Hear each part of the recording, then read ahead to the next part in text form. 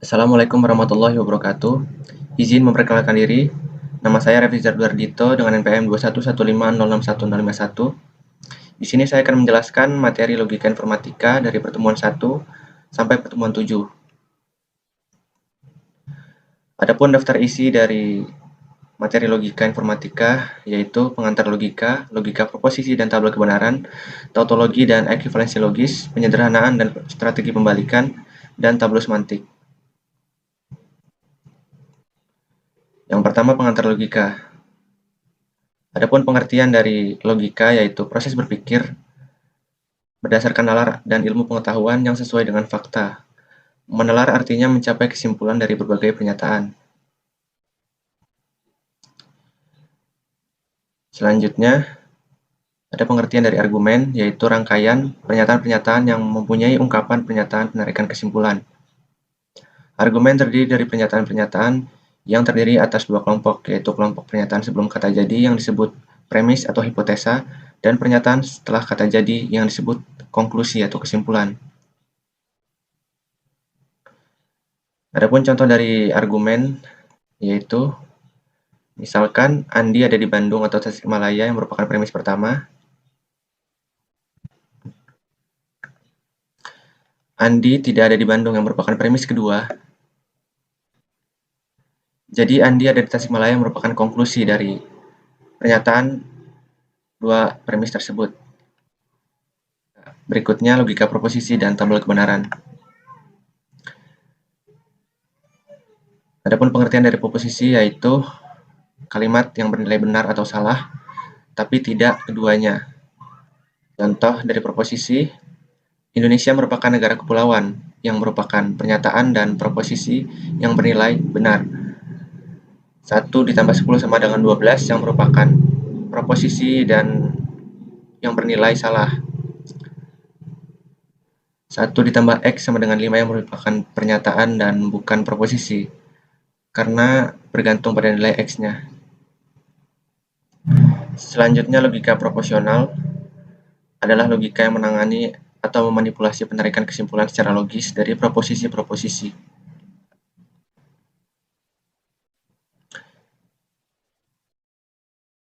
Berikutnya ada tabel kebenaran. Tabel kebenaran adalah suatu tabel yang menunjukkan secara sistematis satu demi satu nilai-nilai kebenaran sebagai hasil kombinasi dari proposisi-proposisi. Ini adalah contoh dari tabel kebenaran and atau dan atau dan negasi. Berikutnya perangkai logika. Ada beberapa perangkai logika, diantaranya tidak atau bukan, dan, atau, jika maka, dan jika dan hanya jika. Selanjutnya ada negasi. Negasi atau disebut juga ingkaran adalah pernyataan yang menyangkal apa yang diberikan. Ingkaran pernyataan dapat dibentuk dengan menambah tidak benar bahwa di depan pernyataan yang diingkar. Contoh dari negasi, misalkan pernyataan A, Andi pandai. Maka negasinya atau negasi A, Andi tidak pandai. Berikutnya ada konjungsi. Konjungsi menggunakan perangkai logika dan atau and. Notasinya adalah seperti ini. Contoh dari konjungsi, misalkan pernyataan A, 16 adalah bilangan kuadrat yang bernilai true. Pernyataan B, 16 adalah bilangan ganjil yang bernilai false. Maka A dan B, 16 adalah bilangan kuadrat dan bilangan ganjil yang bernilai false. Berikutnya ada disjungsi. Disjungsi menggunakan kata hubung atau or, notasinya adalah seperti ini. Contoh dari kalimat disjungsi, misalkan pernyataan A, Andi suka makan sayur. Pernyataan B, Badu tidak suka makan daging. Maka disjungsi A atau B, Andi suka makan sayur atau Badu tidak suka makan daging. Berikutnya ada implikasi. Implikasi menggunakan kata hubung jika A maka B. A disebut antecedent, B disebut konsekuen. Simbol dari implikasi yaitu seperti ini. Contoh dari implikasi, misalkan pernyataan A, Andi kuliah di Unila yang bernilai true. Pernyataan B, Andi adalah mahasiswa yang bernilai true. Maka implikasi A maka B Jika Andi kuliah di Unila, maka Andi adalah mahasiswa yang bernilai true. Berikutnya ada biimplikasi. Biimplikasi atau ekivalensi adalah kalimat bersyarat ganda. Simbol dari biimplikasi yaitu seperti ini. Adapun contoh dari biimplikasi, misalkan pernyataan A, Andi hidup bahagia yang bernilai true. Pernyataan B, Andi kaya raya yang bernilai true. Maka jika A, maka jika dan hanya jika B, Badu hidup bahagia jika dan hanya jika ia kaya raya yang bernilai true. Selanjutnya ada bentuk-bentuk proposisi. Proposisi dapat dinyatakan dalam 4 bentuk. Yang pertama ada proposisi atomik atau proposisi tunggal. Yang kedua ada proposisi majemuk. Yang ketiga ada implikasi dan yang keempat ada biimplikasi.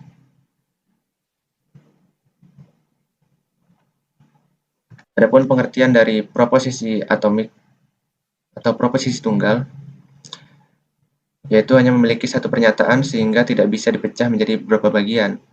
Contohnya, Informatika Unila dibuka pada tahun 2014. 2N selalu genap N sama dengan 0, 1, 2, 3, dan seterusnya. Lalu ada proposisi majemuk. Proposisi ini adalah proposisi yang terdiri dari beberapa proposisi tunggal yang dihubungkan dengan perangkai logika. Misalkan P dan Q adalah proposisi atomik. Ada 4 macam proposisi majemuk. Yang pertama, konjungsi. P dan Q, disjungsi, P atau Q, ingkaran atau negasi, tidak P, disjungsi eksklusif, P atau Q tapi bukan keduanya.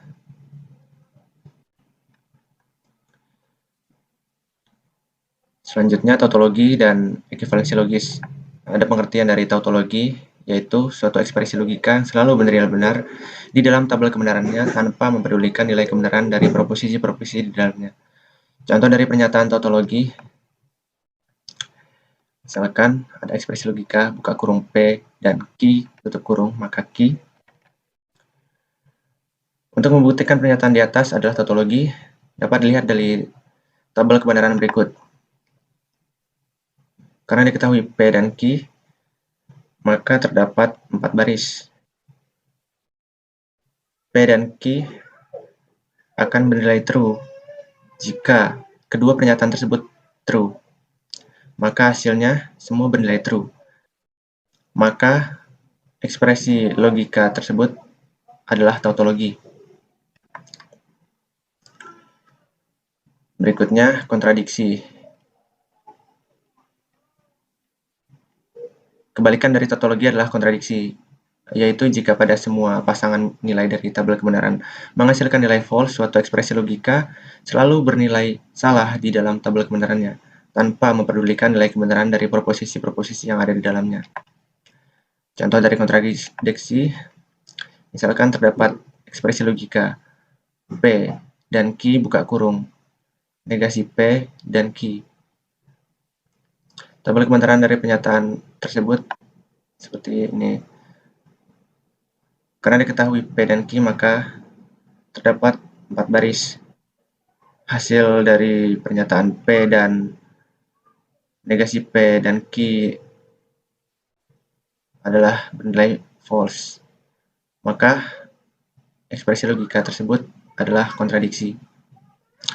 Berikutnya ada kontingen. Suatu ekspresi logika yang memiliki nilai benar dan salah di dalam tabel kebenarannya tanpa mempedulikan nilai kebenaran dari proposisi-proposisi yang berada di dalamnya, atau jika pada semua nilai kebenarannya menghasilkan nilai false dan true, disebut kontingen atau formula campuran. Contoh dari kontingen, misalkan terdapat pernyataan ekspresi logika buka kurung negasi P dan negasi S tutup kurung atau Q, maka tabel kebenarannya adalah sebagai berikut. Karena diketahui ada PQS, maka terdapat 8 baris. Negasi P adalah balikan dari nilai P, negasi S adalah nilai balikan dari nilai S. Hasilnya akan terdapat nilai false pada salah satunya. Maka pernyataan ekspresi logika tersebut adalah kontingen atau formula campuran. Berikutnya ada ekivalensi logis. Proposisi A dan B disebut ekivalensi secara logis jika dan hanya jika B adalah tautologi. Notasi A ekivalen B menandakan bahwa A dan B adalah ekivalen secara logis. Proposisi dapat digantikan dengan ekspresi logika berupa proposisi majemuk. Contoh dari ekivalensi logis yaitu misalkan terdapat pernyataan pertama, Andi tidak pandai atau dia tidak jujur. Nah, pernyataan kedua adalah tidak benar jika Andi pandai dan jujur. Dalam bentuk ekspresi logika dapat ditampilkan berikut. A. Andi pandai dan B. Andi jujur. Maka ekspresi logikanya adalah yang pertama, negasi A atau negasi B. Yang kedua, negasi buka kurung A dan B tutup kurung. Dengan tabel kebenaran dapat dibuktikan bahwa kedua ekspresi logika tersebut ekivalen. Ekspresi logika di atas belum dikatakan ekivalen logis meskipun nilai di dalam kebenarannya sama. Untuk menjadikan ekivalen logis, maka digunakan perangkai ekivalensi antara kedua ekspresi logika tersebut dan akhirnya menghasilkan tautologi. Berikutnya, hukum logika. Hukum-hukum logika digunakan untuk membuktikan berbagai keperluan, termasuk validitas sebuah argumen. Hukum-hukum logika juga diambil dari ekspresi-ekspresi logika berdasarkan pernyataan-pernyataan sehingga tetap dapat dibuktikan kebenarannya melalui pernyataan tersebut. Beberapa hukum ekivalensi logika yaitu sebagai berikut. Yang pertama, hukum komutatif, hukum asosiatif, hukum distributif, hukum identitas, hukum ikatan, hukum negasi ganda, hukum idempoten, hukum De Morgan, hukum adaptasi, dan hukum negasi true dan false. Selanjutnya, penyederhanaan dan strategi pembalikan. Adapun pengertian dari penyederhanaan logika, yaitu proses mengubah bentuk ekspresi-ekspresi logika menjadi lebih sederhana dengan menggunakan hukum-hukum ekivalensi dalam logika. Adapun contoh dari pernyataan logika, misalkan terdapat pernyataan ekspresi logika buka kurung A atau B tutup kurung negasi A, maka negasi B. Yang pertama kita gunakan hukum distributif, maka didapatkan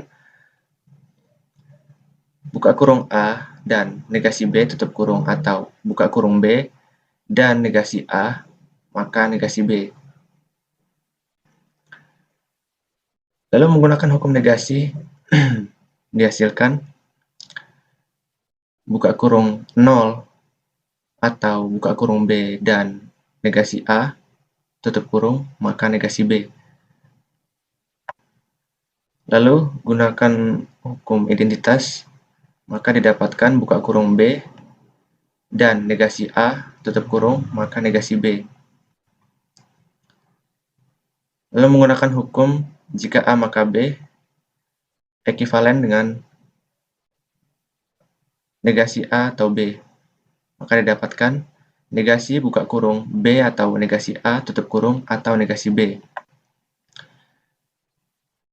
Berikutnya menggunakan hukum De Morgan, didapatkan buka kurung negasi B atau A tutup kurung atau negasi B.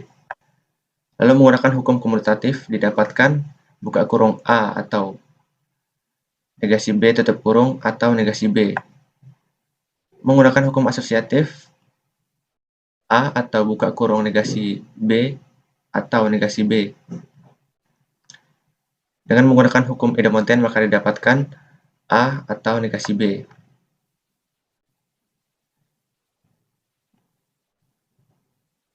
Jadi bentuk sederhana dari pernyataan buka kurung A atau B tutup kurung negasi A maka negasi B adalah A atau negasi B.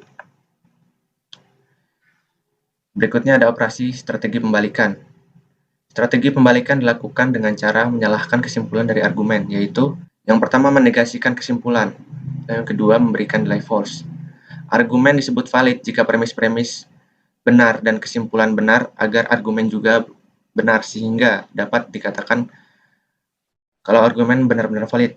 Dengan strategi pembalikan akan ada perlawanan dari kesimpulan yang tidak cocok dari premis-premis atau tidak konsisten. Oleh karena itu, premis-premis bernilai true sedangkan kesimpulan bernilai false. Contoh dari operasi strategi pembalikan, misalkan terdapat pernyataan, jika Andi belajar maka Andi akan lulus mata kuliah matematika. Andi lulus mata kuliah matematika jika Andi mendapat nilai minimal C. Dengan demikian, jika Andi belajar atau mendapat nilai minimal C, maka Andi lulus mata kuliah matematika. Untuk penyelesaiannya, terdapat beberapa langkah. Langkah pertama, mengubah bentuk variabel proporsional. Misalkan, P, Andi belajar, Q, Andi mendapat nilai C, R, Andi lulus mata kuliah matematika. Langkah kedua, mengubah pernyataan menjadi ekspresi logika. Yang pertama, P maka R, yang kedua Q maka R, yang ketiga P dan Q maka R yang merupakan kesimpulannya. Langkah ketiga menegasikan kesimpulan. P maka R dan Q maka R dan negasi P atau Q maka R. Lalu langkah keempat menuliskan premis dalam tabel kebenaran. Hasil negasi dari kesimpulan dengan premis-premis tidak konsisten atau hasilnya false. Jadi di sini terjadi kemungkinan bahwa negasi dari kesimpulan bernilai true sama-sama dengan premis. Karena strategi pembalikan, hasil yang semua bernilai false justru menjadi bernilai true, sehingga argumen tersebut bernilai valid. Berikutnya ada tableau semantik. Penggunaan tableau semantik berbasis pada strategi pembalikan. Strategi pembalikan pada tableau semantik dilakukan dengan memberi negasi pada kesimpulan dan memeriksa hasil yang diperoleh. Tableau semantik sebenarnya hanya bentuk-bentuk proposisi yang dibangun berdasarkan aturan-aturan tertentu yang biasanya berbentuk pohon terbalik dengan cabang-cabang dan ranting-ranting yang relevan. Adapun aturan dari tableau semantik, ada 10 aturan dari tableau semantik. Contohnya, misalkan jika Dito tidak tinggal di Jawa, Dito tinggal di Bogor.